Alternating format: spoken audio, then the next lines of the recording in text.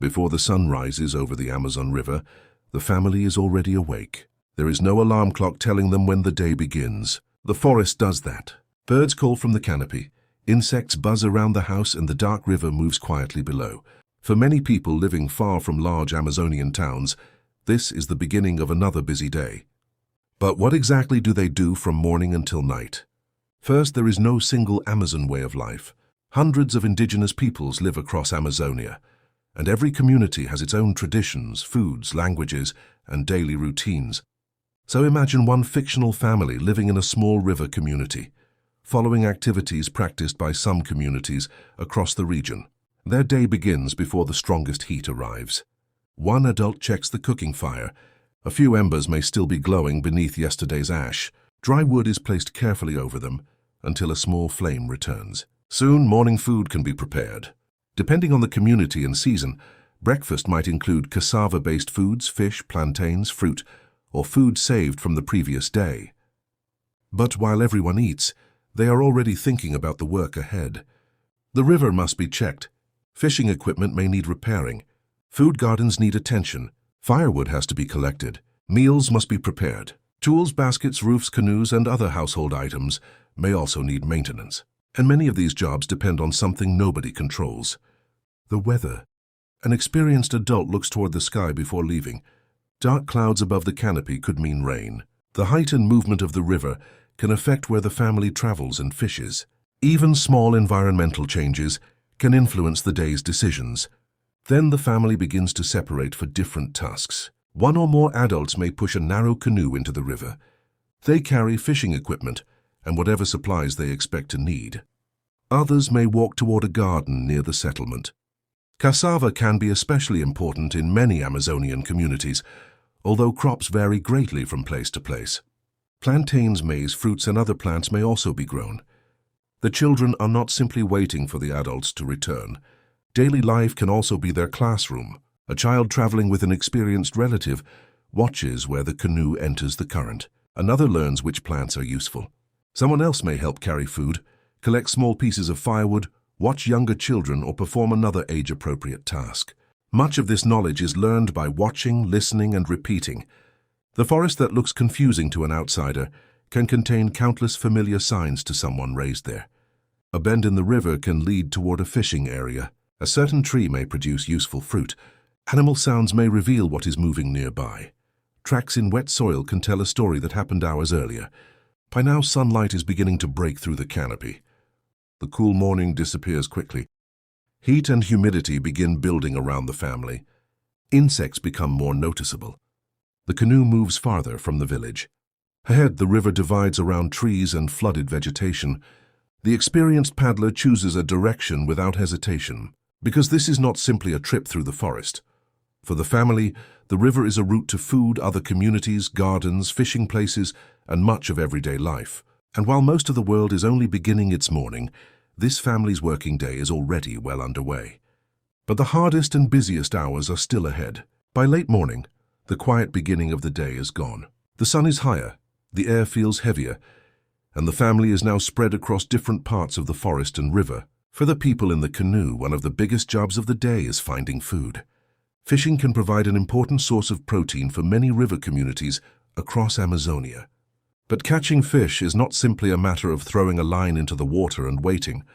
People who know the river pay attention to its depth, current, season, flooded vegetation, and the behavior of fish. A place that produced food yesterday may be almost empty today. So the canoe keeps moving. An adult watches the surface carefully. Small disturbances in the water can reveal movement underneath.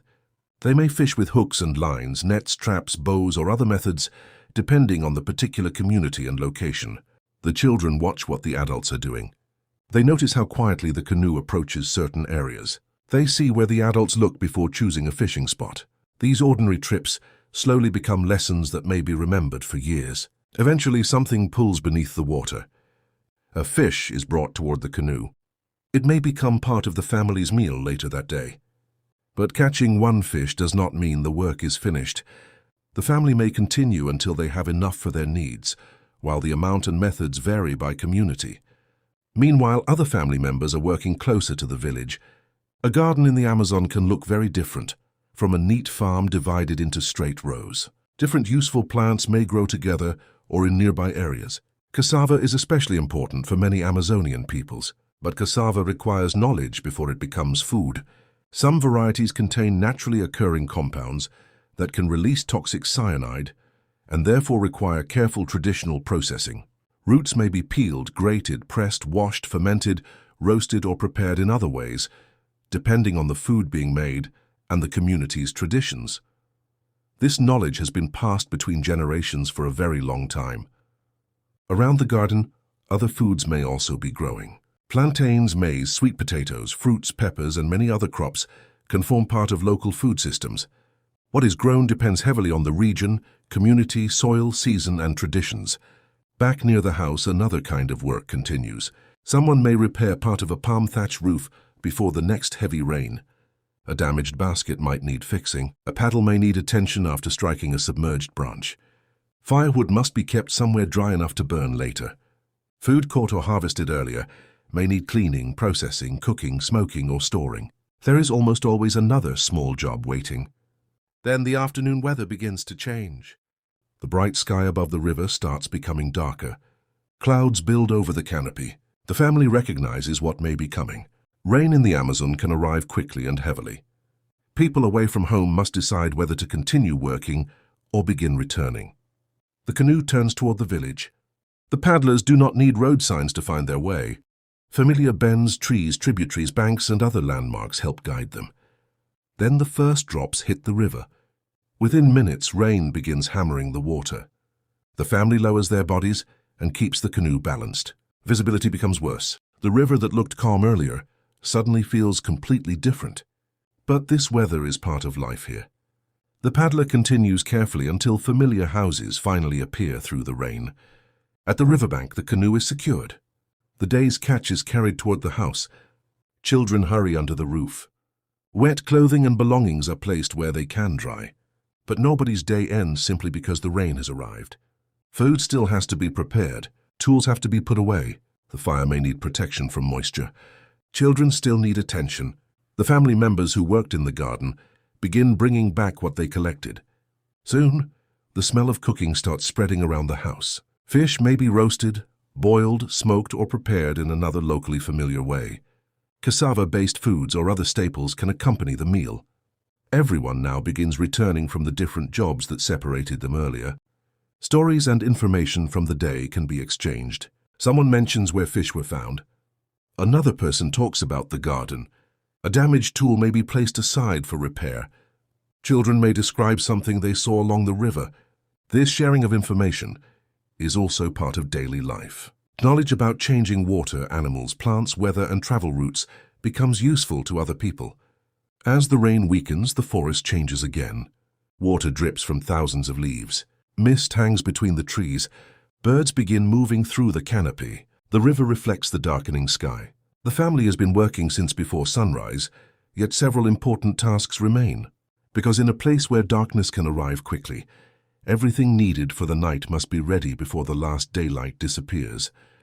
The fire must survive. Food must be protected. The canoe must be secure. And once the sun finally disappears behind the forest, the Amazon becomes a very different world. As evening arrives, the forest begins changing quickly. The heat of the afternoon slowly fades, but the sounds around the village become louder. Insects begin buzzing near the houses. Frogs call from wet areas near the river. Birds make their final movements through the canopy before darkness. For the family, this is the time to finish the day's remaining work. The canoe is pulled into a safe position or tied securely along the riverbank. Fishing equipment and tools are checked and stored for tomorrow. Food that should not be eaten immediately may be preserved or protected depending on the household's practices. Near the house, the cooking fire continues burning. Its light becomes increasingly important as the forest around the family grows darker. Everyone gathers for the evening meal. The fish caught earlier may now be shared with cassava-based foods, plantains, or other foods available to the household. After spending hours apart, the family finally has time together. Children listen while adults talk about what happened during the day. Sometimes these conversations are more than simple stories. They can carry knowledge. A child may hear where fish were found. They may learn why an adult avoided a certain part of the river, or what signs suggested rain was approaching. This is one way knowledge can move from one generation to another. Soon, darkness covers the river completely. Without the bright lights of a large city, the night can feel incredibly dark. But the forest is not quiet. Countless insects, frogs, birds, and other animals continue making sounds beyond the house. The family prepares to sleep while keeping protection from mosquitoes and other insects in mind. Tomorrow, many of the same responsibilities will return. There will be food to find and prepare. Gardens and homes will need attention. Canoes and tools will need maintenance. Children will continue learning, and the river will once again influence where people travel and what they can do. From sunrise to darkness, daily life here is built around constant interaction with the forest, water, weather, family, and community. And when the final firelight begins to fade, the Amazon day finally comes to an end,